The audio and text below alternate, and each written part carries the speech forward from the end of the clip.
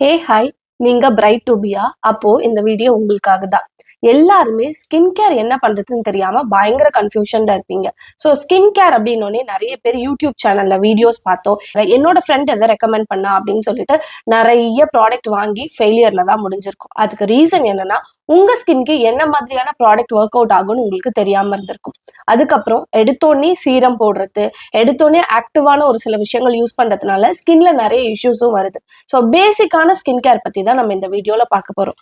பேசிக்கான skin care அப்படின்னா என்னென்ன? Cleansing, toning, moisturising, sunscreen and lip balm. So cleansing, toning, moisturising, sunscreen, lip balm இதை நீங்க ரெகுலரா 1 மந்த் ஃபாலோ பண்ணிட்டு அதுக்கப்புறம் உங்களுடைய ஸ்கின்க்கு ஏற்ற மாதிரியான ஆக்டிவ்ஸ் யூஸ் பண்ணீங்கன்னா நல்ல ரிசல்ட் இருக்கும்.